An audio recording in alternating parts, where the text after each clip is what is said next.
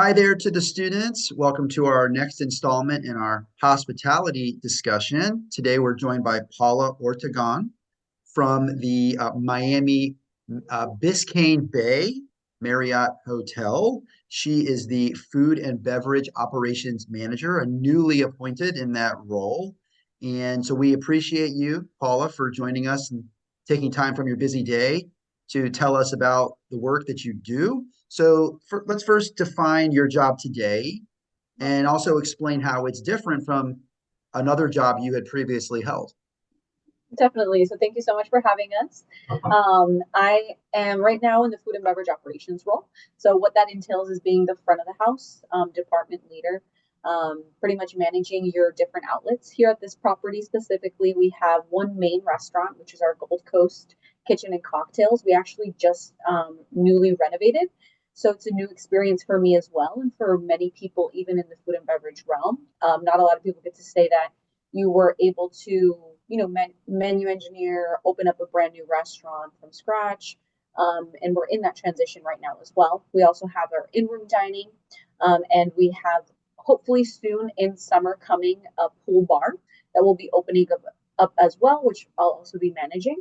And I actually didn't start in food and beverage. I started over at the front office in the operations, in a small hotel, 99-room hotel, just part time while I was in the university. So I was doing that part time, and I was even working something completely different in Lockheed Martin in configuration data management. So two different realms. And when I finished college, I knew hospitality was for me. So I accepted the full time offer with Marriott. Okay. So why was food and beverage for you? What drew you to that side? So for me, I'm glad that early on I got to experience both, even working with excuse me, Lockheed Martin.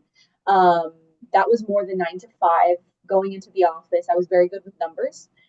So that was more of my data side. However, I'm an extrovert at heart. I love to work with people. I gain energy with other people. Yeah. So for my specific personality, my characteristics, and what I thrive in, I knew that the hospitality environment would be a lot more useful for myself, and I could be more of use in that environment as well. So that's why I chose specifically hospitality. Food and beverage specifically was because I knew for my 5 year plan, my 10 year plan, I do want to have my own company managing Hmm. Marriott hotels. And I knew that I know a lot from the operations front office perspective, housekeeping perspective. The only thing that I was missing was food and beverage. So I knew if I went into food and beverage and got to master it a little bit early on, it would help me a lot more in the future. Okay. So one thing that we talk a lot about with students is our listening skills. And if somebody says something interesting, we want to show we're interested too. We want to ask what we call follow-up questions. And so you mentioned something just quickly in like one half a breath about you have a 5 and 10 year plan to manage your own Marriott hotels.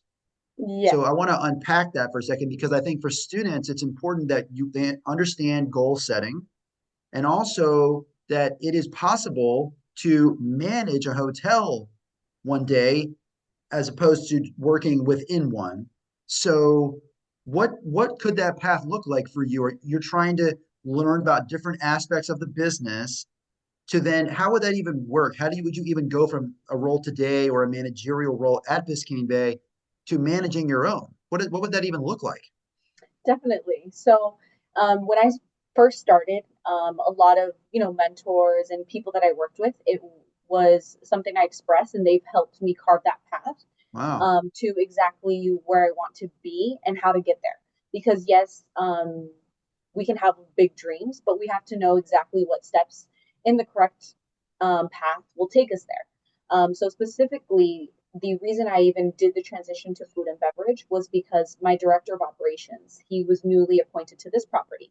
He came from the Orlando World Center, which is one of the biggest Marriotts here, and he came from a food and beverage background. When you're analyzing a hotel or whatever environment or work industry that you want to go into, you have to pretty much decide what are the major parts, departments that you need to master before running the whole property. And some of the big things and most of our revenue driven for the hotel is our rooms and then our food and beverage. Ah, And sometimes our food and beverage will be even more than our rooms, and not a lot of people know that in hotels. wow. No, So, because at the end of the day, your rooms are just your guests, but your food and beverage the outlet can be both the extra. internal and external. So, of True, course, true. I was new to that too, and I had never worked even when I was in high school or in college as a host, a server, nothing in food and beverage. So my knowledge of food and beverage was very limited. So I identified that as something that I needed to work on because I knew if I had never even worked as a server, host, bar back, whatever it may be, I didn't have much of an understanding of it. So that's what urged me to tackle a leadership position straight into food and beverage. So I did cross training prior to that. Part of what Marriott has is LPA. So every year as a manager, you have certain goals that you What set does up that for stand for? What does that stand for? leadership personal assessment, I believe. Okay. So at the end of the year, we're analyzing how did we do for each manager here, and then what are our personal development goals, so our PDPs, and did we accomplish that? Part of my PDPs for last year was actually to cross train in food and beverage. And funny enough, when the year was ending, I had already transitioned to food and beverage manager position. So it was a good, once you set those little stepping stones, you'll see that your transition into what your end goal will be much easier. So after having some experience, not only in food and beverage, I also want different brands. Now, setting myself up in those different brands will help me lead and manage different hotels in the future, which is my end goal. I had select service, which is like your residence inn. I've worked for the Renaissance brand and I've worked for the Marriott full service brand. What I need left on to pretty much have in my tool belt is to luxury. I do want my next steps to be in a luxury brand. So I can have all three brands of Marriott and have a full understanding of working inside of it to then be able to manage whether it be a select service, a full service, or a luxury brand. What I find interesting about this is you're very open and honest about this, like probably to your team as well. Like this is a goal that you're setting for yourself. So you're in this food and beverage for now. You've already said you want to move to another role eventually to get more experience elsewhere. And you're saying this to everybody, and everyone's like understanding because ultimately you want to bring it back and stay in the Marriott family and continue to work towards that brand. So you can be open and transparent about your 5 and 10 year plan and not feel like you have to hide it from people like they think you're going to be in food and beverage forever. No, you've already said I'm not going to. I'm going to do a great job now and I'm going to move on to something else. Is that how Yes, you yeah. feel? And that it's a great feeling because Marriott, one of the reasons I even chose Marriott rather than Lockheed Martin, because I got the full-time offer from both companies, but both very different, is because I saw the one internal growth and them believing in each of their associates, whether it means them staying within Marriott or even expanding outside of Marriott. That doesn't deter them from helping you grow. So whether you come into hospitality and you're in there for years and you realize you want to, take a management position somewhere else, go even into a different industry, that'll never stop them from helping you grow and helping you learn. So that's one of the reasons I love being within Marriott, but growing within Marriott as well. I saw it at an early age. I'm originally from Colombia, but I immigrated over to the United States, and my parents, they started with Marriott. So my mom was a Hmm. housekeeper, my dad was an engineer, and then my mom climbed her way through up to GM, and now she has four properties Oh that she wow. manages The as well. plot thickens. The plot thickens, whatever. Okay. So I saw it growing up, how much they do believe in their employees. Doesn't matter what position you start in, and it's I've seen it firsthand for myself as well. But So to your credit, you're not just expecting to do a rise to the level that your mom did. You're putting in the paces, you're working at the different levels, you're gaining the experience. You're not expecting someone to hand it to you. You're correct. still Mhm. putting yourself You have to through earn it. a long time, several years of effort here. Yes, and of course, I'm using that experience and plus my experience with everything I learned in university, along with everything I'm learning over here, can also help you pick those pretty much stepping stones to help you move a little bit faster than, say, immigrating from another country and not having the resources to go to college, and that might add another 10 years.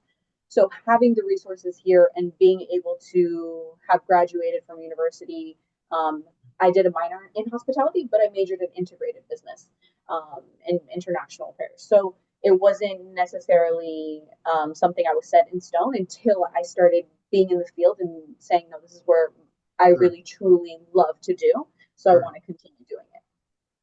Do you think on the path that you're on, it would be possible but harder if you didn't have a college degree? It would definitely be harder. I don't Why think and it would. why? Why harder? Would there be a certain point at which you just couldn't go any higher because you don't have that degree and you would be limited in opportunities? Is there a point at which you just kind of hit a ceiling? It would be when you're not only on paper, like on paper where you can say on your resume, I have a master's or my bachelor's from XYZ university, but all the skills that I learned, even not only in university, but the soft skills, presentation skills, my ability to speak within an audience. I was probably in high school the person who would never raise their hand, never participate in class, until I started going to university and I was forced to, make big Hmm. presentations, go into just classes that are not teaching you maybe an equation, but how to present yourself Yep. within a business setting. Just simple classes People like that. That skills, the people yes, people skills. skills that's harder or not taught at such a young age, always, depending on where you're at. That helped me a lot more coming into an environment like this, where every day you're presenting, whether it be to your staff, your department, or to other execs within the region.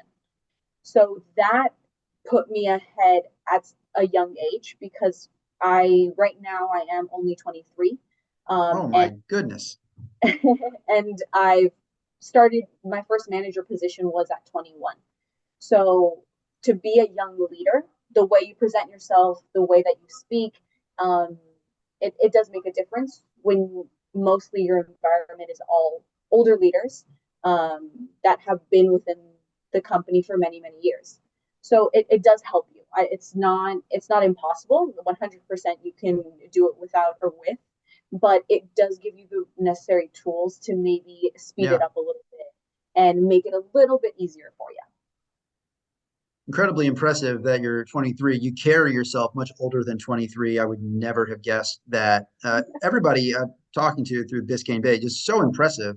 And that's what you come to expect from hospitality at a major resort city. There's just a level of professionalism across everybody, which is just really nice to see. Let's talk about food and beverage for just a second.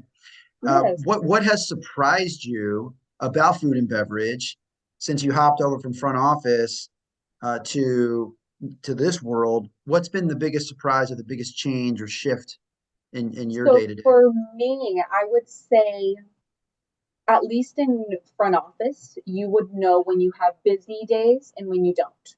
You have numbers to rely on. I come from a number background. I'm really good with numbers. I know on a Friday, if I have 400 check-ins, I'm going to need X amount of staff um, at the front office to be able to provide great service for our guests. Now, when you go into food and beverage, it's a guessing game. Yes, you have to use your occupancy, your forecast, all those different numbers and those tools to help you. But at the end of the day, you could be hit at any moment, just like on paper we could be a sold out hotel and no one hit the restaurant. So with that, especially when you start climbing your way, when you're looking at your productivity within your department, and handling all your costs and everything like that, that's when it comes. That was the biggest surprise to me, where I had to now learn what it meant to, on a day-to-day basis, flex.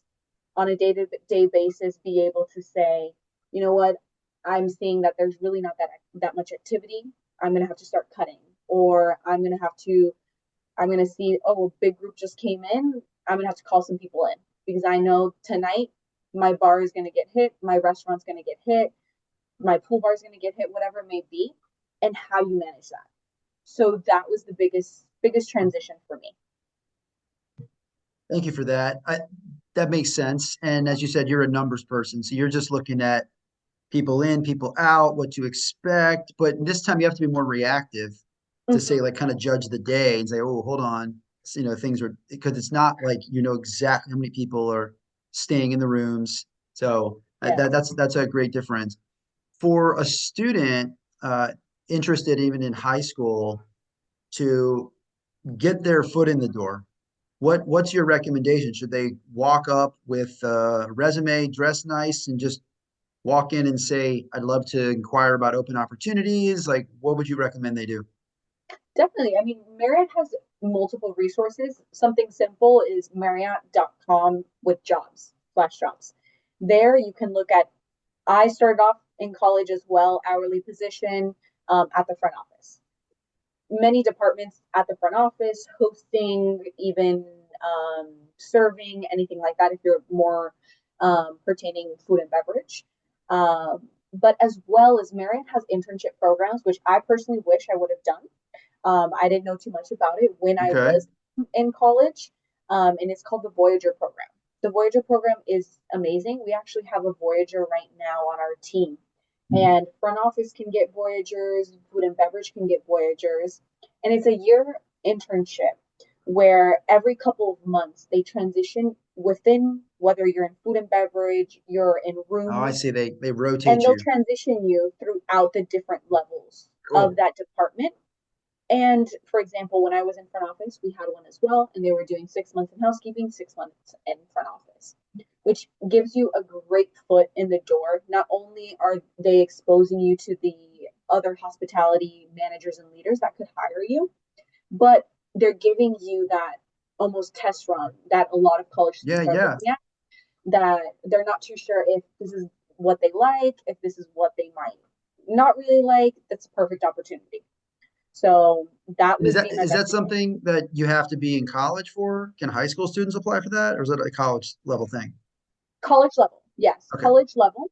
High school level would just be like hourly positions, of Okay. course, getting your footstep in the door. Even in high school, depending on, of course, on what county and if your school provides it. I was in something called DECA. I Yeah. know A there's lot of students who watch this are involved in DECA, perfect. FBLA, groups like that. Yeah, so I competed in DECA. I was also president of my chapter when I was in high school. So DECA pretty much planted the seed of I wanted to do business. Hmm. I competed more in legal, like the legal part. But I remember they had all sorts of different like hospitality. They even had one Right, for right, hospitality. right. So they had one for accounting, they had one for Yep. marketing, all those different things. That's a great, if any high school ever has an extracurricular that mimics, whether it be DECA or mimics it, I always say go ahead and try it, because that will truly stimulate to see if, okay, this is something that you really love to do. And maybe you want to explore it more and can set you up for success, even picking, okay, what do I want to do in college, or what do I want to pursue in college? Great. Shout out to DECA because that's great. We work with schools and advisors and student organizations like that. So I know what you mean. It is a great way to get a foundation. So thank you for mentioning that. And we want to thank you for an excellent conversation. It sounds like you're on a voyage of some kind of your own. And we wish you the best of luck on that. And when you end up managing every Marriott in South Beach, don't forget about this little conversation you did in 2023, okay? Because I can tell you're destined for big things, as Thank is Brandon Horton, who I just spoke to, both of you, young in your careers, but just all the potential in the world. you. We appreciate So that. we thank you for sharing time with us. Good luck in food and beverage and the next phases for you. And thank you for talking with students today. No, thank you. And I hope this helps. And I hope this inspires someone as well. I know Absolutely. it might be difficult. Sometimes it could be even scary. But I wish you all the best as well. Thank you, Paula. Thank you.